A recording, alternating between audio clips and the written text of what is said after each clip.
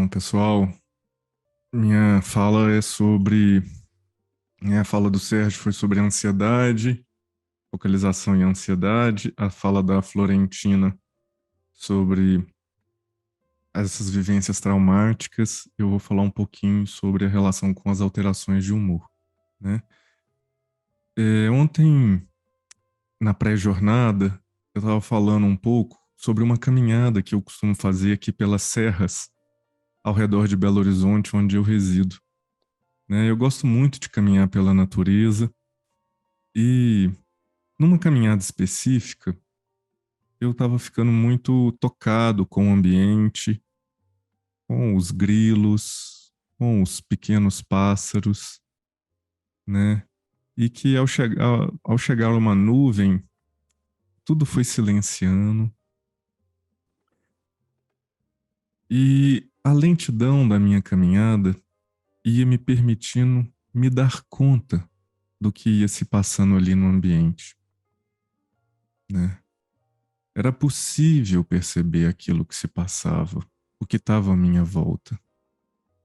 E me chamou a atenção porque logo passou uma bicicleta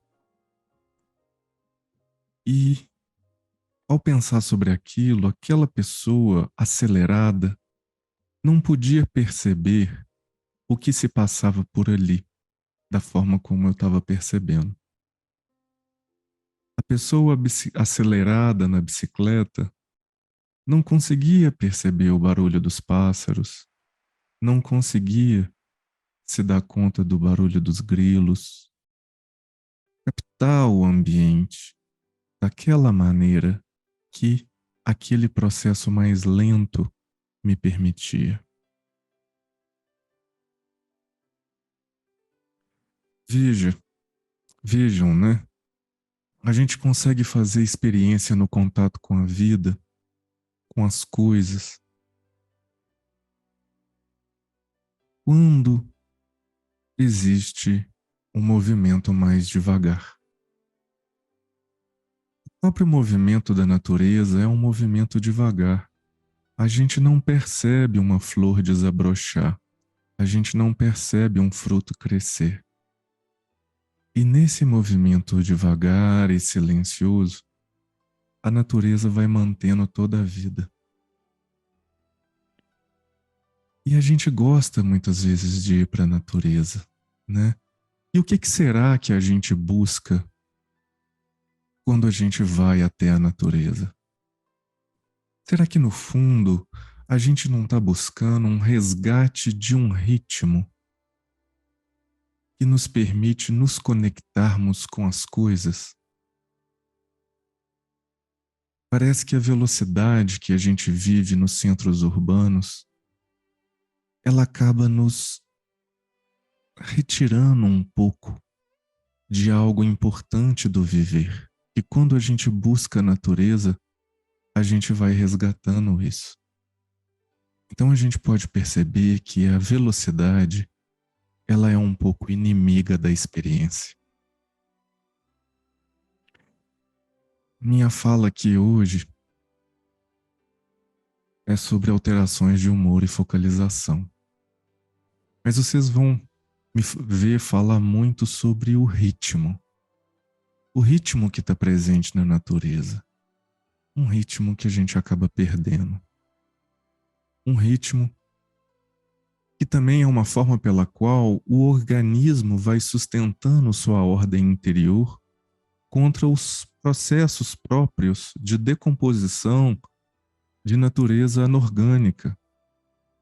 A vida biológica humana apresenta uma sintonia entre os ritmos endógenos, exógenos. Existe toda uma sincronização do organismo com os ritmos cósmicos, o período lunar, solar, o sono, a vigília.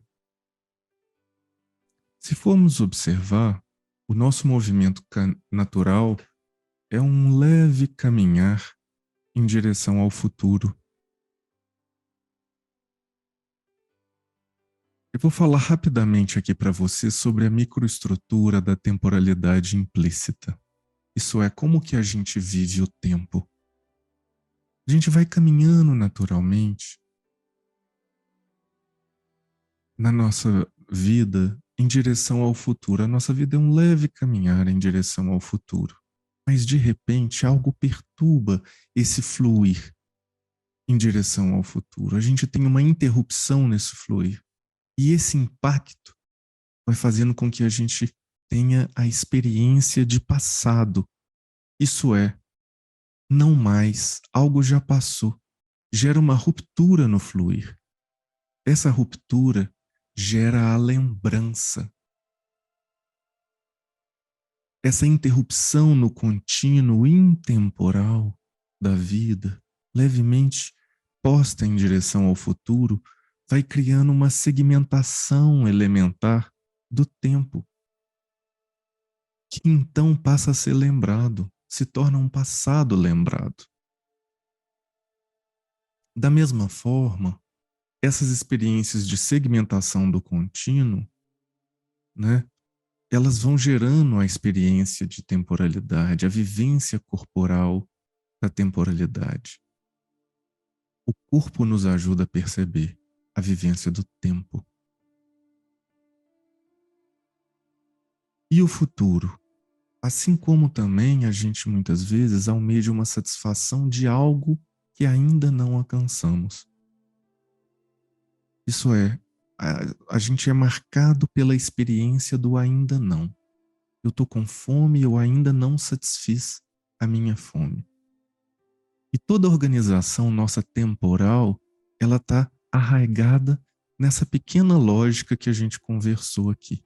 Porque essa pequena lógica, ela vai se desdobrando numa complexidade e vai permitindo a gente constituir as experiências de passado, de presente e de futuro, através da experiência da nossa corporeidade. Esse passado lembrado vai ajudando a gente a formar o nosso senso, inclusive, de nós mesmos. Como que houve, então, as nossas vivências? Como foram as nossas vivências? Na minha pesquisa de doutorado, eu busquei compreender o sofrimento vivido pelas pessoas com alterações de humor mais severas. E as alterações de humor severas, elas são muito graves, porque esse sofrimento, por exemplo, é um sofrimento que mais gera suicídio no mundo, né? É algo que a gente precisa de olhar, é um sofrimento muito severo, né? Eu estudei mais especificamente o transtorno bipolar, que é um transtorno muito complexo na vivência, né? Porque a pessoa tem muita consciência de tudo o que se passa com ela, né?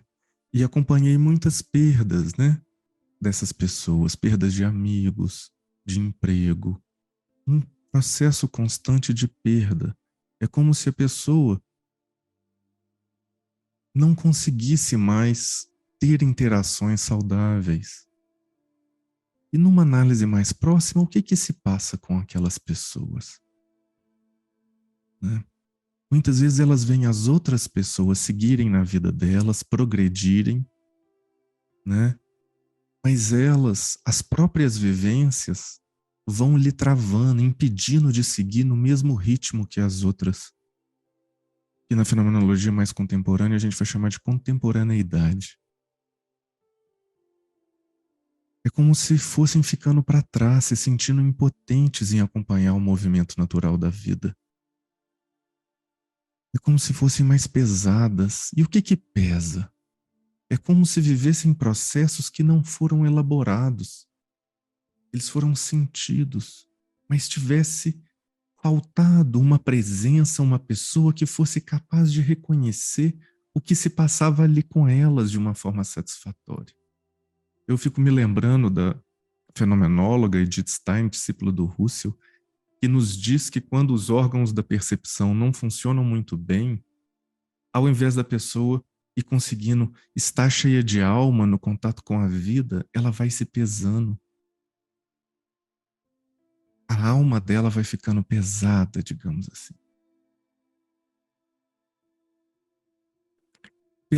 Pelo viés da focalização, nós vamos vendo os processos cristalizados, pesados, impedido de fluírem, como se a pessoa não vivesse experiências satisfatórias, né?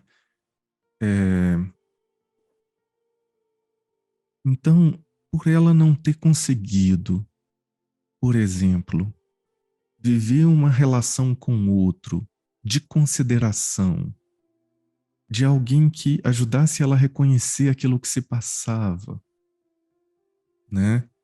Ela acaba tendo uma dificuldade de constituição da própria identidade e uma certa organização da consciência de si um pouco alterada. Ela acaba não conseguindo muitas vezes oferecer consideração para as próprias percepções sentidas nela mesma. Ocorre uma perturbação nos órgãos da percepção.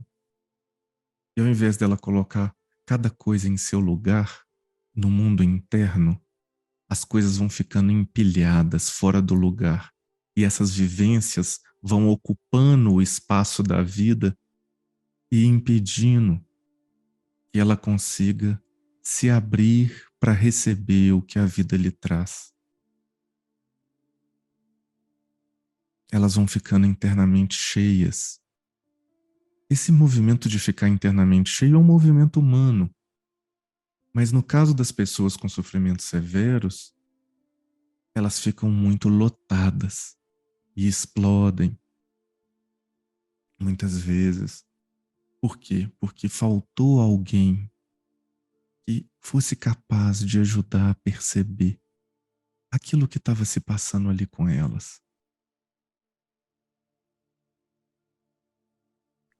Né? Olha só, no nosso dia a dia, por exemplo, se a gente está abafado, né? E a gente encontra um amigo de verdade. Amigo de verdade é coisa rara nos dias atuais, né? Então, esse amigo olha para você e pergunta: poxa, você não tá legal. O que é que está acontecendo? Aquela pergunta genuína, como que ela é transformadora para nós? Por quê? Porque ela nos permite, muitas vezes, dar legitimidade para o que a gente está sentindo. E isso faz com que a gente comece a integrar. Quando um amigo fala assim pra gente e a gente está muito abafado, o que que acontece? A gente se emociona e começa a aliviar o que está abafado só pelo outro ter reconhecido o que se passa comigo. Porque o outro teve consideração pelo meu mundo interior e me ajuda a considerar aquilo que eu vivo.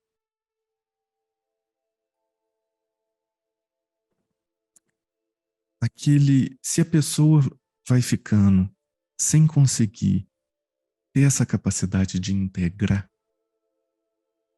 ter essa capacidade de reconhecer aquilo que se passa consigo, né, e transformando e isso vai se transformando em angústia, né? Muitas vezes vai se transformando em dor, em amargura, a pessoa vai ficando pesada, aos poucos vai perdendo o ritmo do livre fluir para frente. Ela não vai conseguindo mais elaborar tudo aquilo que se passa. Ela vai ficando para trás. Vai havendo o quê? Uma desincronização do ritmo da vida. E todo esse peso, esse processo cristalizado vai gerando uma inibição do pensamento, psicomotora, a desaceleração do tempo vivido, uma lentidão. Essa desincronização, então, ela pode ser entendida como um ficar para trás na vida. E o que nos ajuda a retomar esse fluir? Uma relação exatamente que ofereça consideração, uma consideração verdadeira, implicada, capaz de oferecer uma presença que acompanhe o outro no movimento dele, Como agimos quando uma pessoa com dificuldade de locomoção? O que que a gente faz? A gente altera o nosso próprio ritmo para fazer companhia para ela. Agora, se a gente vive num mundo em que tudo tem que ser eficiente, a gente fica com a eficiência, mas perde a presença. E aí, perder a presença não é a gente ficar com a água do banho e talvez jogar o bebê fora. Então eu venho aqui defender que muitos sofrimentos mentais, a gente pode entender como certas desincronizações causadas pelas mais diferentes formas de cristalizações das vivências. Umas causadas pelas vivências traumáticas, como a Flor bem nos falou, que geram uma perturbação na abertura da criança para acolher aquilo que a vida traz, porque foi tão dolorido que ela se fecha, ela se retrai, ela vive uma retração. Nós vamos encontrar nas vivências de desincronização a experiência da retração e não a experiência da expansão. A expansão, no caso da bipolaridade, vai se tornando uma virada maníaca que vem tentar exatamente compensar essa retração que está marcada ali. A pessoa vai lá e tenta expandir para ver se consegue ter um pouco mais de liberdade, conseguir um pouco mais de vida em toda aquela experiência de opressão, muitas vezes de um crítico muito severo, ou de críticos muito severos ao redor dela. Críticos reais, causados por interações que não são facilitadoras. Certamente a focalização ela se torna um recurso preciosíssimo, capaz de escutar essa perturbação, de ajudar com a necessária delicadeza e gentileza o processo de integração daquilo que ficou cristalizado, travado, agarrado. Ela nos ajuda a ouvir o que está preso no corpo, enrijecido, e auxiliar a colocar um movimento onde o fluxo do livre fluir está interrompido. Aos poucos, assim como a natureza, ela vai nos ajudando a recuperar esse ritmo, a ressincronizar, exatamente por conta de uma lida delicada. Então, quando a gente lida com pessoas com sofrimentos severos, não basta termos habilidades de integração das vivências.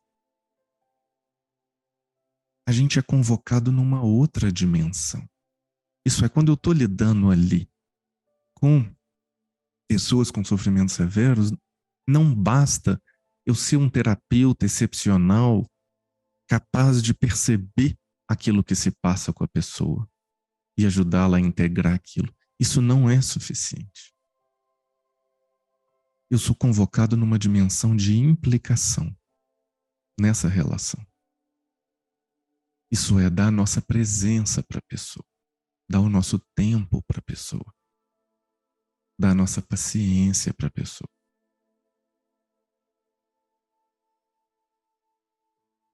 E certamente a gente nem imagina, muitas vezes, o que seja habitar um espaço muito desincronizado, pesado e cristalizado. Não é nada fácil. Dá vontade de morrer. Principalmente quando é possível ver todos os outros seguindo na vida e a gente não dando conta de seguir. Quão desesperador isso não deve ser.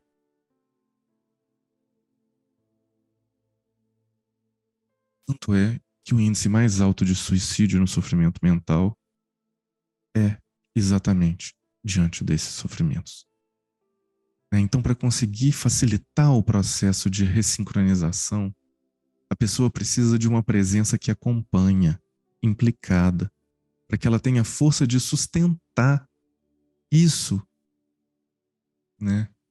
Ela não pode depositar sua vida nas expectativas, muitas vezes, do mundo, de produção, de eficiência.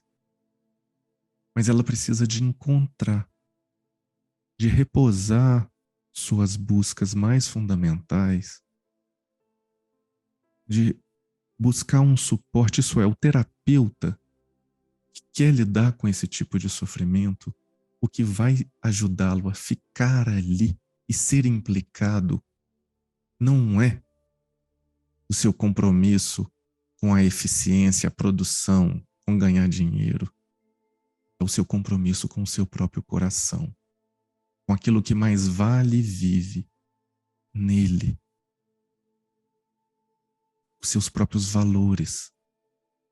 Mas certamente esse tipo de presença, quando ele atingir e cuidar de responder os seus próprios valores na vida, vai fazer com que ele tenha orgulho de si mesmo.